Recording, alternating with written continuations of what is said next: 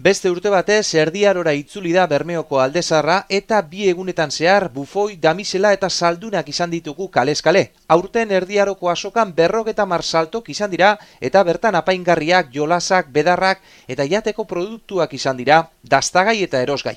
Aurten estreinekoz gainera folk metal doinuak izan dira nagusi kafe antzokian, Aiumen basoa, Inkurset eta Celtiberian taldeekin.